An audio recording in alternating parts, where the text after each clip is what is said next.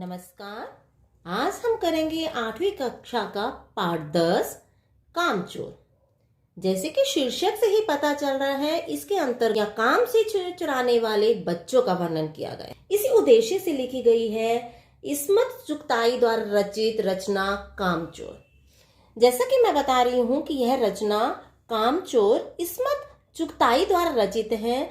ये इस्मत चुगताई अपने समय की प्रसिद्ध उर्दू हिंदी लेखिका रही हैं।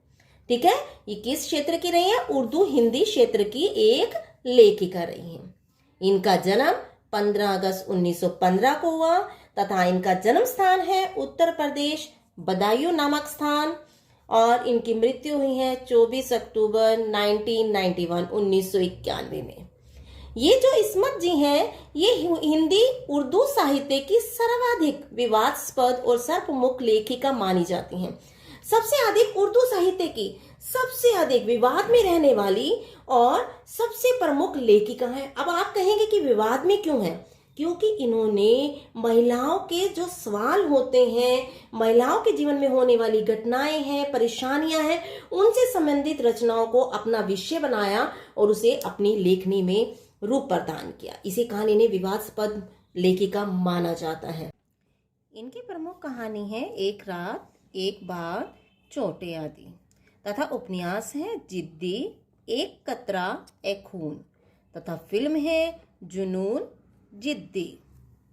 कामचोर एक ऐसी कहानी है जिसके अंतर्गत पारिवारिक समस्याओं को आधार बनाकर लिखा गया है। परिवार में क्या क्या समस्याएं होती हैं, क्या क्या बाधाएं उत्पन्न होती हैं, उन्हीं को आधार बनाया गया। जिसमें सबसे पहली है उधम मचाने वाले बच्चों की समस्या।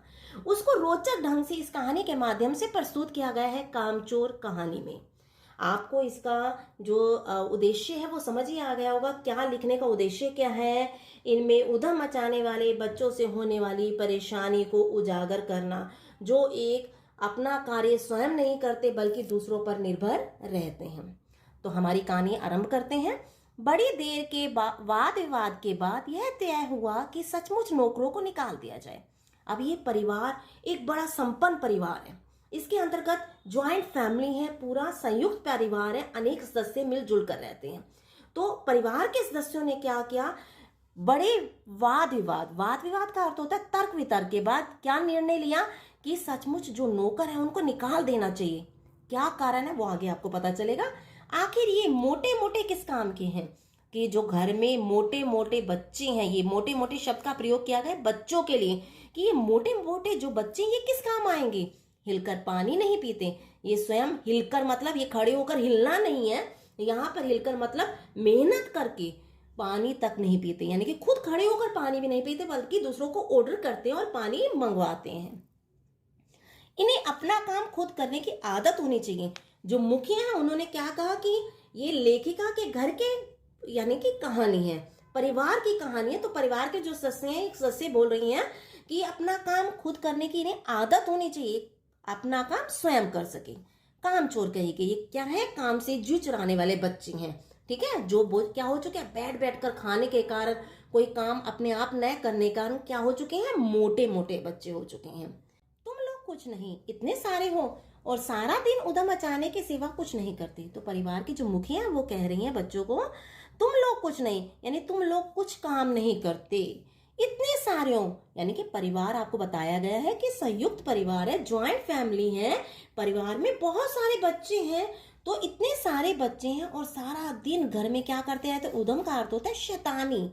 ठीक है, सारा दिन तुम क्या करते रहते हो? घर में शैतानी करते रहते हो और कोई भी इसके सिवा यानी इसके अलावा कोई काम नहीं करते रहते।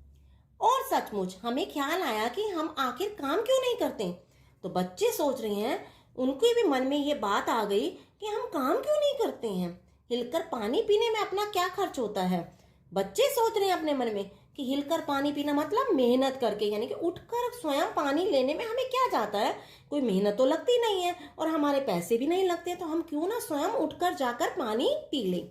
इसलिए हमने तुरंत हिलाकर पानी पीना शुरू किया। इसलिए हमने यानी कि बच्चे कह रहे हैं कि हमने क्या हो गया? खड़े होकर स्वयं पानी लेना शुरू कर दिया। हिलाकर का मतलब हो गया मेहनत करके स्वयं ही पानी लेना शुरू कर दिया और पीने लगे। हिलने में धक्का भी लग जाते हैं। कौन कह रहे हैं? इसमें बच्चे कह रहे हैं कि जब हम मेहनत करके सारे के सारे बच्चे खड़े होंगे पानी पीने के लिए तो आपस में धक्का मुक्की तो लग ही जाएगी, और हम किसी के दबैल तो थे ही नहीं। तो बच्चे कह रहे हैं हम तो किसी से दबने वाले भी नहीं थे कि वो कहे कि मैं पानी लेने जाऊंगा, दूसरा कहता था कि पहले मैं पानी लूंगा, तो हम तो दबने वाले नहीं थे। हर एक दूसरे को धक्का मारने लगा कि पहले मैं मेहनत करूंगा और पानी पीऊंगा। मुझे ये कहानी बहुत अधिक रोचक लगती है, इसलिए पढ़ने में मुझे बड़ा आनंद आता है। तो आप ध्यान से सुनेंगे तो आपको भी इसमें आनंद ही आएगा। धक्का दे तो सह जाएं, कोई हमें धक्का दे तो हम सहन भी नहीं कर सकते। ठीक है, लीजिए। पानी के मटकों के पास ही घमासान युद्ध हो गया। अब क्या हो गया, जब पानी लेने लगे बच्चे आपस में, परिवार संयुक्त था तो बहुत सारे बच्चे थे, जब आपस में एक दूसरे के साथ जाकर मटके के पास जाने लगे तो वहां पर तो भयानक युद्ध हो गया कि पहले मैं पानी लूंगा, दूसरा कहता नहीं पहले मैं लूंगा, तीसरा कहता पहले मैं लूंगा। यानी कि आपस में जो बच्चे थे वो लड़ने लगे, क्योंकि परिवार में बहुत सारे बच्चे थे। सुराहियां उधर लुढ़की। सुराहियां क्या होती हैं?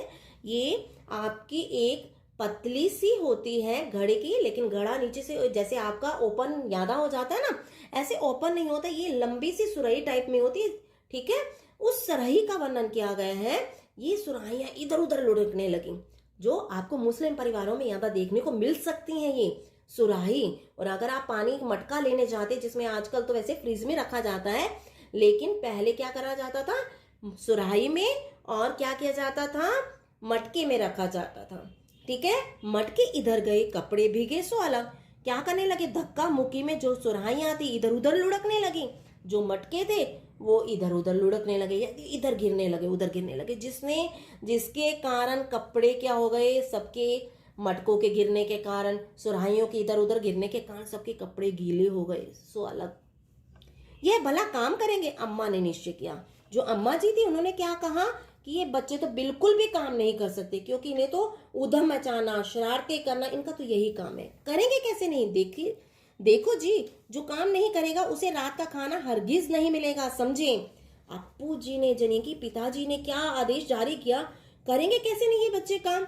देखो जी, जो बच्चा काम नहीं करेगा उसको खाना बिल्कुल भी नहीं दिया जाएगा, रात का खाना। हरगिज का मतलब होता है बिल्कुल भी नहीं, उसे रात का खाना बिल्कुल भी नहीं दिया जाएगा। इसके अंतर्गत, लेसन के अंतर्गत उर्दू के शब्दों का ज्यादा प्रयोग किया गया है, क्योंकि इस्मत चुगताई जी उर्दू की लेखिका थी, तो इसी कारण इसमें उर्दू के शब्दों की भरमार है। तो मैं जो अपना प्रयास कर रही हूँ कि आपको समझा सकूं। यह लीजिए, बिल्कुल शाही फरमान जारी हो रहे हैं। अब क्या हो गया कि शाही फरमान क्या होता है, जो मुखिया आदेश देता है ना, शाह घर का मुखिया, जो आदेश फरमान होता है, आदेश जो घर का मुखिया आदेश देता है वो लागू हो गया कि ऐसा होगा, जो काम नहीं करेगा उसे रात का खाना नहीं दिया जाएगा। अब रोचक जो प्रस्तुति है उसका ध्यान देखिएगा, सुनिएगा, आनंद जरूर आएगा आपको। हम काम करने को तैयार हैं, काम बताए जाए। जो बच्चे थे, मोटे मोटे बच्चे थे, उन्होंने क्या कहा मुखिया से, हम काम करने के लिए राजी, यानी कि तैयार हो गए, आप काम बताइए। ठीक है, हमने दुहाई दी, हमने मतलब बच्चे कह रहे हैं कि हमने प्रार्थना की, हमें काम बताया जाए, हम काम करेंगे। बहुत से काम है जो तुम कर सकते हो। मिसाल के लिए, यह दरी कितनी मैली हो रही है। काम क्या कहा गया कि देखिए, मिसाल मतलब होता है उदाहरण के लिए, ये जो दरी है ये बहुत अधिक मैली हो गया है। आंगन में कितना कूड़ा पड़ा है, पेड़ों में पानी देना है, और भाई मुफ्त तो ये काम करवाए नहीं जाएंगे, तुम सबको तनख्वाह भी मिलेगी। जो पिताजी अब्बा जी थे उन्होंने आदेश कहा कि उदाहरण के लिए तुम काम कर सकते हो, ये दरी बहुत मैली हो गई है, इस पर मिट्टी है, आंगन में कूड़ा पड़ा है, पेड़ों में पानी देना है, और ये आपको जो काम हम आपसे करवाएंगे, कोई भी मुफ्त में काम नहीं करवाया जाएगा, आपको इसके लिए सभी को तनख्वाह, तनख्वाह क्या होती है, आपको पेमेंट जिसे आप कहेंगे, ठीक है, वो मिलेगी। उर्दू का शब्द है तनख्वाह।